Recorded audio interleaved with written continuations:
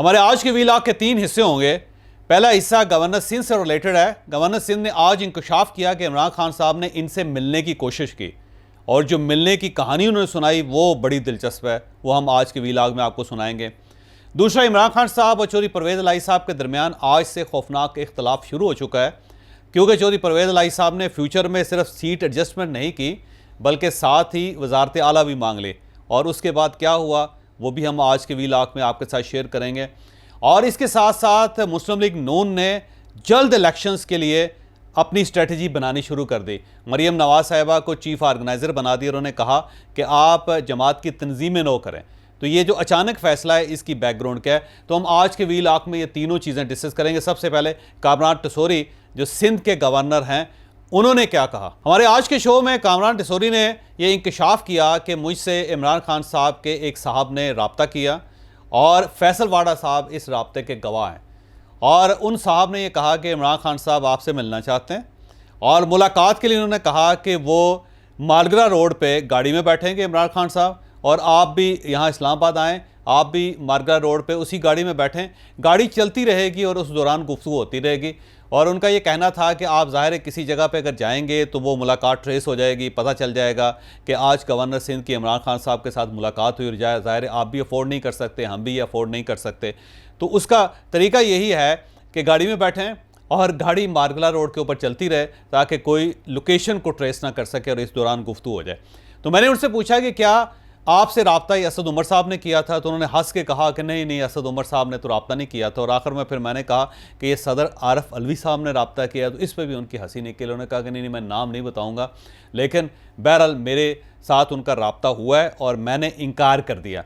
तो अब कामरान टसोरी साहब के एग्जैक्ट वर्ड्स क्या थे आप वो मुलाहिजा कर लें, इससे आपको एक नई कहानी आपको सुनने में मिलेगी। इमरान खान साहब से रब्ता हुआ है वैसे आपका? मुझे पता नहीं मैं आपके चैनल पे ये बात कहूँ या ना कहूँ, लेकिन पिछले दिनों फैसल वाडा साहब गवाह इस बात के कि उनकी तरफ से ये कोशिश की गई थी किसी के थ्रू कि वो मुझसे मिलना चाहते हैं, लेकिन मैंने इनकार कर दिया था। और इमरान खान साहब मिलना चाह रहे थे आपसे? मुझे यही मैसेज दिया गया था। और किसी जरिए से मैसेज दिया था, और ये गैर सरकारी जरिया कोई? नहीं, सियासी ही बंदा था जो उनके साथ आजकल होता है। उन्होंने मुझे कहा कि जी वो मुलाकात चाहते हैं और गाड़ी के अंदर मुलाकात होगी, मरगला रोड पर गाड़ी ड्राइव करते रहेंगे, आप बात करना चाहते हैं, वो बात करना चाहते हैं। लेकिन मैंने जब डॉक्टर खालिद मकबूल सिद्दीकी भाई से बात की तो उन्होंने इनकार कर दिया मिलने के लिए। और ये असद उमर साहब तो नहीं जिन्होंने आपको मैसेज दिया जी?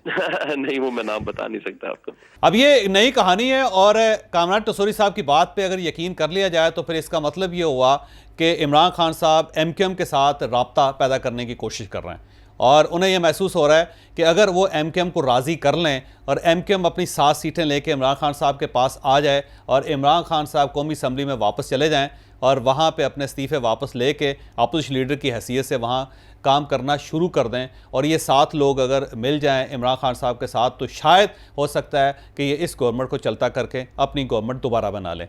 तो हो सकता है कि इस पे काम हो रहा, या ये भी हो सकता है कि PTI MQM के साथ कोई कराची के अंदर सीट एडजस्टमेंट करना चाह रही हो, या फिर PTI ने यह महसूस किया क्योंकि MQM और पीपल्स पार्टी के दरमियान इख्तलाफात बढ़ते चले जा रहे हैं, इन इख्तलाफात का हमें फ़ायदा उठाना चाहिए। तो शायद ये इख्तलाफात का फ़ायदा उठाने के लिए इमरान खान साहब ने MQM के साथ रब्ता किया। यहाँ मैं आपको ये भी बताता चलूँ कि MQM 30 मार्च 2022 को जब PDM में शामिल हुई थी तो इनकी सिर्फ 2 शर्तें थी। शर्त नंबर 1 ये थी कि हमें गवर्नरशिप दी जाए कराची की सिंध की, और दूसरी शर्त ये थी कि हमें कराची की मेयरशिप दी जाए। और PDM ने इनके साथ इत्तफाक किया था कि वक्त गुजरने के साथ साथ हम मेयरशिप भी आपके हवाले कर देंगे कराची की, और साथ ही आपका गवर्नर भी सिंध के अंदर तैनात कर दिया जाएगा। तो गवर्नर सिंध की नशिस्त उनको मिल गई, कामरान टसोरी साहब बैठे हुए वहाँ पे, लेकिन इसके साथ साथ जो मेयरशिप थी उसके मामले में अभी बहुत ज़्यादा इख्तलाफात नज़र आ रहे हैं पाकिस्तान पीपल्स पार्टी और MQM के दरमियान। लिहाजा ये डटे हुए हैं, और इनका ये कहना है कि मेयर की सीट के ऊपर एक जियाला ही बैठेगा, कराची हमारा है और ये हमारे पास ही रहेगा। जबकि MQM का ये कहना है कि आपने 16 लोगों के दरमियान बैठ के एग्रीमेंट किया था और अब उस एग्रीमेंट से आप फिर रहे हैं। तो इसके गवाह क्योंकि चौधरी शुजात साहब भी थे, फिर इसके गवाह मियाँ शबाज शरीफ भी थे, लिहाजा MQM मियां शहबाज शरीफ प्राइम मिनिस्टर पे और साथ साथ वो चौधरी शुजा साहब पे दबाव डाल रही है। और कामरान टसोरी साहब 2 दिन पहले लाहौर आए और उन्होंने चौधरी शुजा साहब के साथ बात भी की, परवेज़ इलाही साहब के साथ भी उनका रब्ता हुआ और उसके साथ साथ वो वज़ीर-ए-आज़म साहब को पुश कर रहे हैं कि आपने क्योंकि एग्रीमेंट करवाया था, अब हमें हमारा हिस्सा दिया जाए। तो अब अगर ये हिस्सा दे दिया जाता है तो मामला सेटल हो जाएंगे, और अगर ये नहीं होते तो फिर ये इख्तलाफात बढ़ते चले जाएंगे। और हो सकता है कि MQM पहली स्टेज पे गवर्नमेंट से ये कहे कि हम आपके साथ हैं लेकिन हम वजारतें छोड़ रहे हैं। जिस तरह MQM का एक पुराना तरीकाकार है कि जब भी ये किसी का साथ छोड़ते हैं तो पहले वजारतों से इस्तीफ़ा देते हैं। तो हो सकता है कि MQM इस बार भी वजारतों से इस्तीफ़ा दे के कहे जी हमारे 7 वोट आपके हैं लेकिन अब हम हुकूमत का हिस्सा नहीं, अब हम आपका बोझ उठाने के लिए तैयार नहीं हैं। और ये पहली स्टेज होगी और इस पे अगर गवर्नमेंट बोर्ड ऑन हो जाती है, मान जाती है तो ठीक है।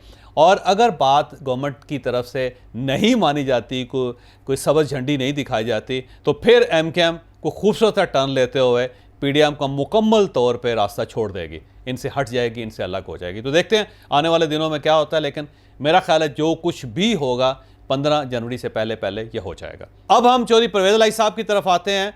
तो कल इमरान खान साहब ने ज़मान पार्क में अपने सीनियर कायदीन के साथ मीटिंग की, स्पेशली पंजाब के जो लोग हैं PTI के, उनके साथ मीटिंग की। और इस मीटिंग में इमरान खान साहब फट पड़े।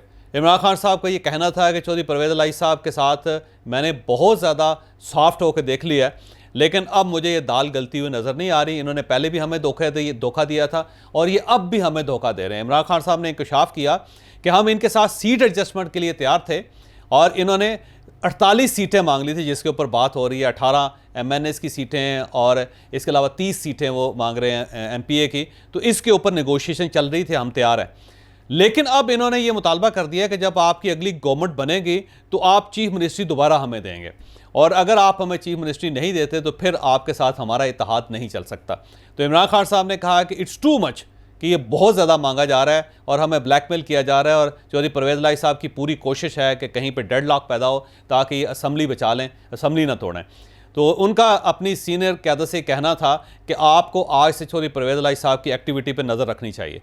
ये जो कुछ कर रहे हैं उसके ऊपर नज़र रखें, और किसी जगह पे आपको महसूस हो कि हमें धोखा दिया जा रहा है या ये बैकडोर चैनल इस्तेमाल कर रहे हैं या कोई ना कोई किसी न किसी जगह इन्होंने खांचा लगाया हुआ है, तो मुझे बताया जाए। साथ इमरान खान साहब ने यह भी कहा कि ये जो करप्शन की स्टोरीज इनके सामने आ रही हैं उसके ऊपर भी नज़र रखी जाए, क्योंकि करप्शन अगर ये कर रहे हैं तो अल्टीमेटली नुकसान हमें होगा।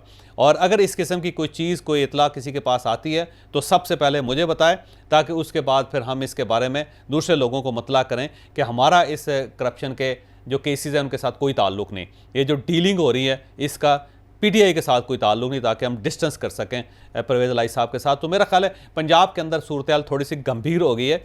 ये जो कहा जा रहा था कि चौधरी परवेज़ इलाही साहब असम्बली तोड़ देंगे, तो अब मुझे चौधरी परवेज़ इलाही साहब असम्बली तोड़ते हुए नज़र नहीं आ रहे। और इमरान खान साहब और जो परवेज़ इलाही साहब के दरमियान फासला कम हुआ था, अब ये फ़ैसला बढ़ता हुआ नज़र आ रहा है, क्योंकि चौधरी परवेज़ इलाही साहब ने वजारत आला मांग ली अगले इलेक्शन के बाद भी। तो ज़ाहिर है इमरान खान साहब ये कड़वा घूंट तो नहीं भरेंगे कि ये एक छोटी सी पार्टी को टिकट्स भी दें, उनको सीट्स भी दें, और उसके साथ साथ उनके साथ ये वादा भी कर लें कि आप हमारे अगले चीफ मिनिस्टर भी होंगे। तो मेरा ख्याल है इमरान खान साहब उस जगह पे पाँव नहीं रखेंगे, वहाँ ज़मीन बहुत गीली है। तो आज से वहाँ पंजाब के अंदर एक नया फड्डा शुरू हो गया। तीसरी खबर मरियम नवाज साहबा से रिलेटेड है। कल पार्टी के प्रेसिडेंट मियां शहबाज शरीफ साहब ने, जो इस वक्त ज़ाहिर प्राइम मिनिस्टर भी हैं, उन्होंने एक नोटिफिकेशन जारी किया जिसके मुताबिक मरियम नवाज साहबा को पार्टी का सीनियर नायब सदर भी बना दिया गया और साथ साथ उन्हें चीफ ऑर्गेनाइज़र का ओहदा भी दिया गया। हम मरियम साहबा पार्टी की तंजीमें नो करेंगे, और इससे यूँ महसूस होता है कि पाकिस्तान मुस्लिम लीग नून ज़हनी तौर पर तैयार हो गई है कि हमें फौरी तौर पर इलेक्शन की तरफ जाना चाहिए, और उसके लिए ज़ाहिर पार्टी को रीऑर्गेनाइज़ करना ज़रूरी है। तो ये जो एक्टिविटी नज़र आई है पाकिस्तान मुस्लिम लीग नून की तरफ से, उसके बाद यूँ महसूस होता है कि शायद इमरान खान साहब के साथ एक जो रास्ता या एक राब्ता पैदा किया गया था नए इलेक्शंस के लिए, वो शायद मैच्योर हो जाए। शायद मुज़ाकरात का दरवाज़ा खुल रहा है, या फिर अब इस्टेब्लिशमेंट की तरफ से ये मुज़ाकरात करवाए जा रहे हैं, और अब इमरान खान साहब का ये जो मुतालबा है जल्दी इलेक्शन करवाने का, शायद पीडीएम उसको तस्लीम कर ले और अब तेज़ी से ये इलेक्शन की तरफ बढ़ें, क्योंकि हुकूमत को भी महसूस हो गया कि वो इस इकानमी को कंट्रोल नहीं कर सकेगी और इमरान खान साहब को भी अंदाज़ा हो गया कि ज़ाहिर है ये मेरे लिए आखिरी चांस है कि मैं गवर्नमेंट के साथ बैठ के मुज़ाकरात करके मामला तो आगे बढ़ाऊँ। और अगर ये मुज़ाकरात कामयाब नहीं होते तो इमरान खान साहब को भी पता है कि फिर एक लंबी केयर टेकर गवर्नमेंट बन जाएगी, और ये जो लंबी केयर टेकर गवर्नमेंट है ये इस वक्त हुकूमत के सर पे भी तलवार की तरह लटक रही है और साथ इमरान खान साहब के ऊपर भी लटकना शुरू होगी। तो अब मेरा ख्याल है कोई मुज़ाकरात की एक सीरियस कोई एक्टिविटी चल रही है, मुज़ाकरात का एक सीरियस सिलसिला चल रहा है। इसके बाद शायद जल्दी इलेक्शन पे दोनों पार्टीज मुत्तफिक हो जाएं, और अगर ये नेगोशिएशन कामयाब हो गई तो फिर मुझे मई के आखिर में या जून के शुरू में इलेक्शन होते हुए नज़र आ रहे हैं। तो ये आज की 3 अहम खबरें थी जो आपके सामने रखी। हमारा जो अगला वीलॉग होगा उसमें हम नई खबरों के साथ दोबारा आपके सामने पेश होंगे।